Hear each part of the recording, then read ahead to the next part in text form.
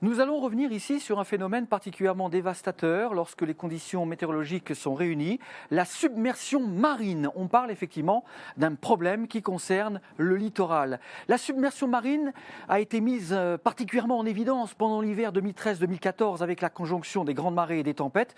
On parle donc bien souvent de phénomènes de submersion, fortes vagues, et ça peut se conjuguer d'ailleurs en même temps à des crues fluviales, ce qui fait qu'au niveau des villes portuaires, la submersion, la surcote et la crue des rivières peut engendrer de dramatiques inondations, on l'a vu en particulier pour la Bretagne. Alors on va revenir un petit peu sur un exemple. Tout d'abord, un exemple frappant, c'est Saint-Malo. Je vous laisse regarder ici, lors d'une grande marée, la mer était plus élevée encore que prévu en raison de ce phénomène de submersion. Et voici une énorme vague qui déferle, comme vous le voyez, sur la digue du sillon de Saint-Malo. Alors, qu'est-ce qui se passe dans ce cas-là pour en arriver là ? La submersion est un phénomène, effectivement, qui prend en compte la fameuse surcote. La surcote dont on parle dans un autre météodico. La submersion, c'est la conséquence, en fin de compte, de l'élévation du niveau de la mer, ce que l'on appelle la fameuse surcote. La surcote peut avoir plusieurs causes. En voilà une particulière, c'est lorsque nous avons affaire à une zone de basse pression, une dépression.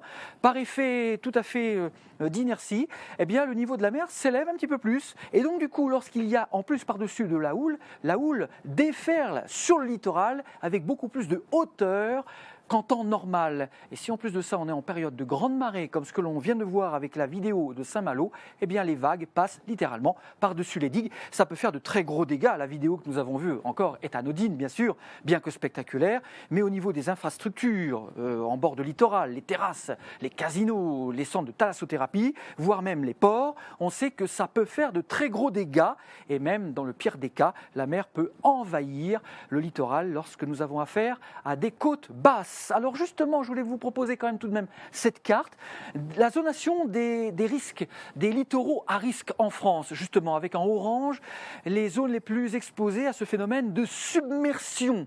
Et nous avons rajouté en plus les inondations. La submersion, c'est la mer qui déborde. Les inondations, ça évoque plutôt les rivières qui viennent se jeter dans la mer. Donc les zones à risque sont plutôt là-haut, la baie de Somme par exemple, mais également certains secteurs de la basse Normandie, la côte de Nac ou la baie de Seine, mais c'est surtout évidemment sur l'arc atlantique que nous trouvons les zones les plus à risque, le Finistère et le sud du Morbihan, là où les rivières, les fleuves, les petits fleuves côtiers viennent se jeter, Quimperlé, Châteaulin par exemple, les côtes vendéennes, parce que ce sont des côtes basses, la mer peut passer par-dessus avec effectivement un exemple qui restera gravé dans les mémoires, un exemple dramatique lors de la submersion liée au passage de la tempête Xynthia. Nous avions une surcote puis une submersion dramatique. On a vu également que l'estuaire de la Gironde, le bassin d'Arcachon et la côte basque pouvaient être vulnérables également en cas de fortes surcotes et donc de submersion, mais n'oublions pas également les rivages de la Méditerranée, puisque nous avons là aussi les mêmes phénomènes de surcote, même s'il n'y a pas de marée. On sait très bien que lorsqu'une dépression passe en Méditerranée, le niveau de la mer s'élève, ça peut déborder sur les ports, et lorsqu'en plus de ça, nous avons une tempête qui surgit au même moment, la mer peut littéralement déborder, notamment sur les côtes basses de l'Hérault, de l'Aude par exemple, vers les Bouches-du-Rhône, et nous avons parfois également de très gros coups de mer sur la côte d'Azur et sur l'est de la Corse. Nous allons donc terminer par un phénomène concomitant, à savoir lorsque des rivières sont en crue en période de grande marée. La marée qui monte empêche la crue de la rivière de s'écouler et donc au niveau de l'embouchure, il y a donc une élévation du niveau de la mer. C'est typiquement effectivement la surcote plus les inondations fluviales. On en arrive à une submersion et les fleuves les plus connus malheureusement sont l'Aulne, la Laïta, le Blavet, la Vilaine ainsi que l'estuaire de la Loire. L'hiver 2013-2014 à cet égard a été assez catastrophique à l'instar de la décennie des années 1990-2000. Et nous allons terminer par une autre vidéo avant de nous quitter. Vous allez voir justement ce que donne la combinaison d'une grande marée et d'une forte houle. Nous sommes ici à Douarnenez dans le Finistère. Regardez un petit peu, la houle vient littéralement déferler sur le front de mer parce que nous avions une surcote plus une grande marée. Le résultat au final, c'est véritablement la submersion du littoral.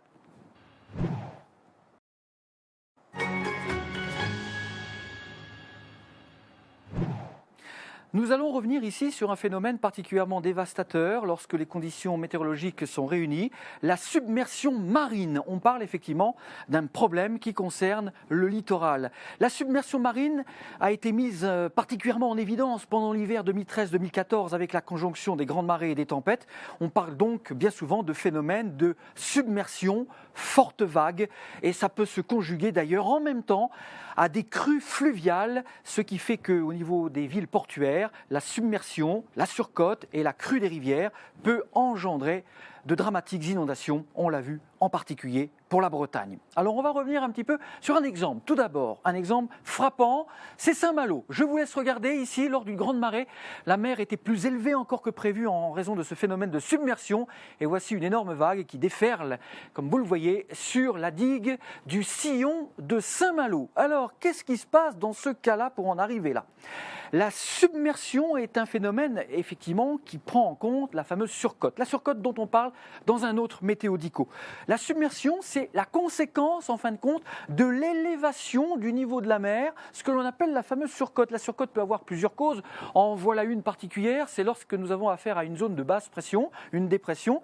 Par effet tout à fait d'inertie, eh bien, le niveau de la mer s'élève un petit peu plus. Et donc, du coup, lorsqu'il y a en plus par-dessus de la houle déferle sur le littoral avec beaucoup plus de hauteur qu'en temps normal. Et si en plus de ça, on est en période de grande marée, comme ce que l'on vient de voir avec la vidéo de Saint-Malo, eh bien les vagues passent littéralement par-dessus les digues. Ça peut faire de très gros dégâts. La vidéo que nous avons vue encore est anodine, bien sûr, bien que spectaculaire. Mais au niveau des infrastructures, en bord de littoral, les terrasses, les casinos, les centres de thalassothérapie, voire même les ports, on sait que ça peut faire de très gros dégâts. Et même, dans le pire des cas, la mer peut envahir le littoral lorsque nous avons affaire à des côtes basses. Alors justement, je voulais vous proposer quand même tout de même cette carte, la zonation des risques, des littoraux à risque en France, justement avec en orange les zones les plus exposées à ce phénomène de submersion. Et nous avons rajouté en plus les inondations. La submersion, c'est la mer qui déborde.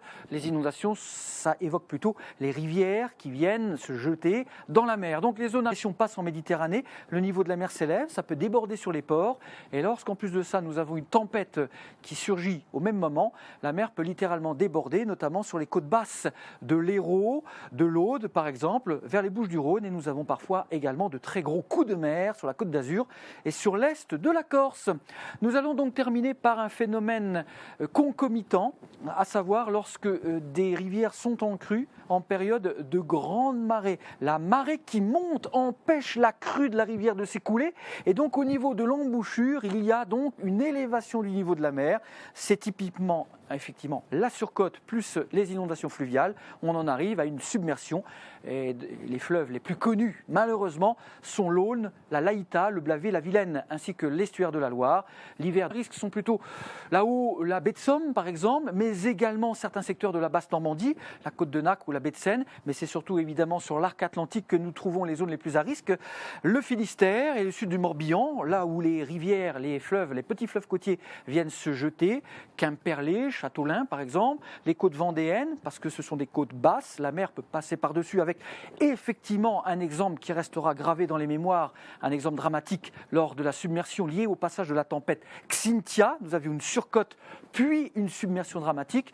On a vu également que l'estuaire de la Gironde, le bassin d'Arcachon et la côte basque pouvaient être vulnérables également en cas de fortes surcotes et donc de submersion, mais n'oublions pas également les rivages de la Méditerranée, puisque nous avons là aussi les mêmes phénomènes de surcote, même s'il n'y a pas de marée. On sait très bien que lorsqu'une dépression